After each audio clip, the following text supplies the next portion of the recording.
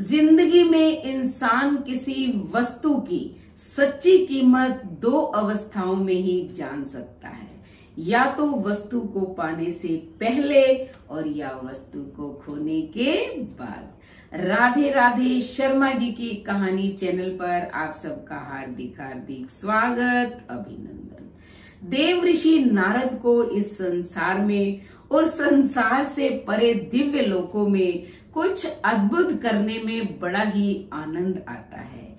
एक बार वो भगवान शंकर और पार्वती के पास मंदराचल पर्वत पर पहुंच गए। वो दोनों बैठे हुए थे। जाते ही देवी उमा से कहा कि देवी, आज जो है मुझे इंद्र की पत्नी शची ने इंद्र को देव तरु के साथ बांधकर दान कर दिया। उमा हैरान हुई, कहती ये भी कोई दान है? उसने कहा क्यों नहीं, ये तो महादान है। तो उसने कहा इसका फल क्या है? तब नारद मुनि ने कहा इसका फल ये है, अब जो है नित्य पत्नी जो है शची इंद्र की बन गई। हमेशा वो उससे प्रेम करेगा और सभी जन्मों में इसी शची को इंद्र की पत्नी बनना पड़ेगा। उनमें अथाह प्रेम होगा। अब नारी ठहरी उमा भी, उसके मन में भी ये जिज्ञासा जो है उत्पन्न हो गई। तब उसने पूछा कि देव ऋषि नारद, फिर आपने उस इंद्र और देवतरु यानी कि कल्प वृक्ष का किया क्या? तब देव ऋषि नारद ने कहा कि वो कल्प वृक्ष मेरे क्या काम का, मैं तो घूमता रहता हूँ, एक जगह ठहरता नहीं हूँ, उसको कहाँ लिए लिए घूमूंगा, और फिर मेरे मन में कोई कामना जागृत हो जाती तो, और उधर जो इंद्र है वो तो सुरा और अप्सराओं का भोगी है, मैं उसके लिए कहाँ से ये चीजें रोज लाऊंगा। तो मैंने देवी शची को ही कुछ मूल्य देकर लौटा दिए। अब उमा प्रसन्न हो गई। उसने कहा ठीक है, तुम ऐसे करो, मैं भी महेश को दान देना चाहती हूँ, तुम अभी जाओ इंद्रलोक में और इंद्र से वो कल्प वृक्ष लेकर आओ। देव ऋषि नारद पहुंच गए और इंद्र को सारा समाचार सुनाया तो वो तो उदास हो गए। उन्होंने कहा देव ऋषि नारद, अगर आप इस कल्प वृक्ष को ही ले गए तो मेरा स्वर्ग तो श्रीहीन हो जाएगा, और भोले बाबा के पास किस चीज की कमी है? उन्होंने ही तो मुझे ये कल्प वृक्ष दिया, वो तो अपनी दिव्य दृष्टि से पूरा कानन यानी कि पूरा जंगल जो है, पूरा वन जो है, वो कल्प वृक्ष का अपनी दिव्य दृष्टि से बना सकते हैं। देव ऋषि नारद ने कहा कि देखो उन्होंने भेजा है और उमा उसे दान में देना चाहती है तो तुम दे दो। तब उन्होंने हाथ जोड़कर कहा कि आप मेरी तरफ से जो है शंकर भगवान को और माता उमा को कह देना कि आप जो है कोई और कल्प वृक्ष जो है ले आए या भोले बाबा और उत्पन्न कर दे, मेरे तो ये स्वर्ग की शोभा है। अब जो है नारद मुनि वापस आ गए, उन्होंने सारा समाचार सुना दिया। तो भगवान शंकर ने कहा ठीक है भी, हमने जो चीज दे दी वो क्यों वापस ले, वैसे भी दान की हुई चीज लेनी नहीं चाहिए। तो कहते हैं कि देवी उमा, मैं तुम्हारे लिए एक कल्प वृक्ष क्या, मैं तो पूरा कानन वन ही तैयार कर देता हूँ, जहाँ कल्प वृक्ष ही कल्प वृक्ष होंगे, वहां देवताओं को भी जो है आना वर्जित होगा और हर प्राणी वन का जो है उनका उपयोग कर पाएगा। तब देव ऋषि नारद ने कहा नहीं प्रभु, सभी प्राणियों के लिए वो कल्प वृक्ष नहीं होना चाहिए, केवल देवी के लिए। वैसे भी देवी पार्वती कोई चाहती थोड़ी है, वो तो आप सहित इसे दान देना चाहती हैं। तो भोले बाबा ने कहा ठीक है। उसी समय उन्होंने अपनी दिव्य दृष्टि से पहले एक गुफा का निर्माण किया, फिर उसमें पूरा यानी कि बहुत सारे कल्प वृक्षों का एक वन ही बना दिया, जो बहुत ही सुंदर था। उसमें हीरे मोती जड़े हुए थे, स्वर्णमयी किरणें जो है उनको और ज्यादा प्रकाशमान कर रही थी। तो उसे देखकर माँ पार्वती बहुत खुश हुई। अब उसने नारद मुनि की ओर देखा, नारद मुनि ने हाथ जोड़ लिए, कहते कि देवी देखो, भोले बाबा तो मुझसे बड़े हैं, इसलिए बड़ों का दान छोटे ले नहीं सकते, आप तो इनसे जो बड़े हैं उनको दान दो। तब उमा ने कहा कि आप ब्रह्मलोक में जाओ और चारों कुमारों को लेके आओ, क्योंकि वो भोले बाबा से बड़े हैं। ब्रह्मा की सृष्टि में सबसे पहले सनक, सनंदन, सनातन और सनत कुमार की उत्पत्ति हुई थी। देव ऋषि नारद गए और चारों कुमारों को ले आए। ये चारों कुमार जो है 5 वर्ष की अवस्था में रहते हैं और दिगंबर रहते हैं। जैसे वो आए, भगवान शंकर ने चारों को गले लगाया, उन्हें उचित आसन दिया, उनके चरण धोए, पूजा अर्चना की। तब जो है पार्वती ने कहा कि हे कुमारों, मैं भोले बाबा को इस कल्प वृक्ष के साथ आपको दान करना चाहती हूँ। चारों कुमार हंसने लग गए, कहते देवी ये दान जो है हमें स्वीकार है।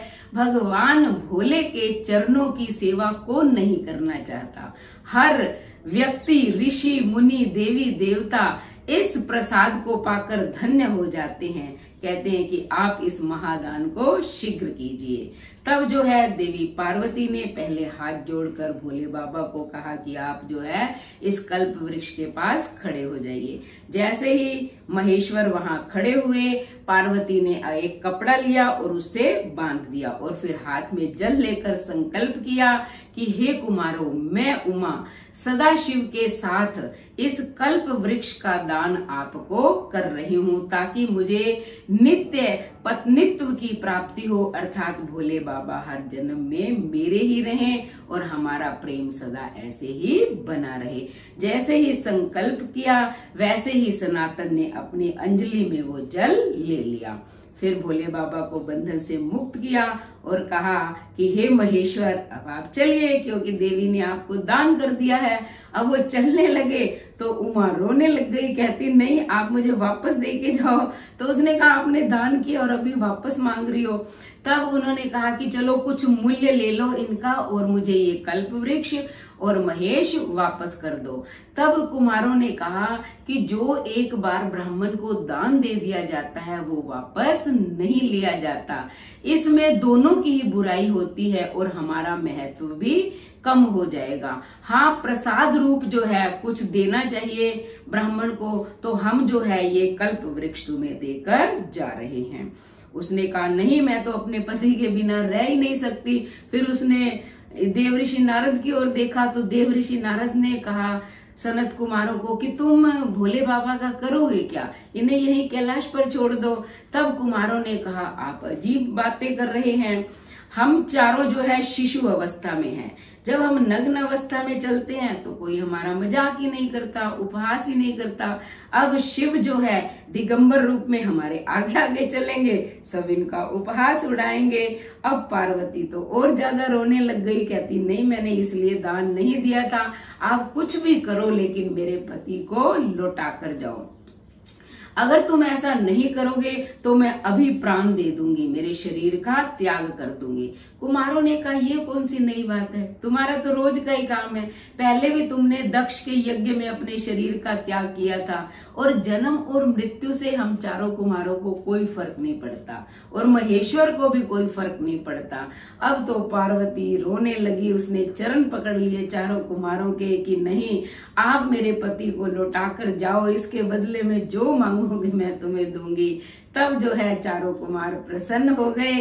उन्होंने कहा कि देवी, आपकी माया कभी हम पर प्रभाव नहीं डालेगी, ये हमें वचन दो। और आप दोनों अब हमारे हो गए हो, हमारे ही हमेशा रहोगे और हमारे अनुकूल ही आचरण करोगे। तब जो है देवी उमा ने वचन दिया कि ऐसा ही होगा, महामाया कभी आप पर प्रभाव नहीं डालेगी और हमारा आशीर्वाद हमेशा तुम पर बना रहेगा। तब जो है वो चारों कुमार और देव ऋषि नारद जो है ब्रह्मलोक को चले गए और इधर भगवान शंकर और पार्वती भी प्रसन्न हो गए। ये सब भोले बाबा की लीला थी और नारद मुनि का एक तरीका है इस प्रकार के कार्य करने का। तो अच्छी लगी ना कहानी?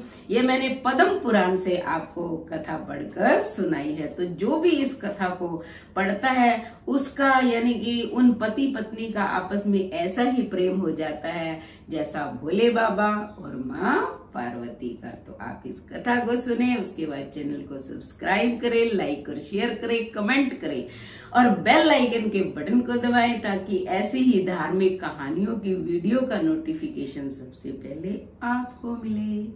धन्यवाद।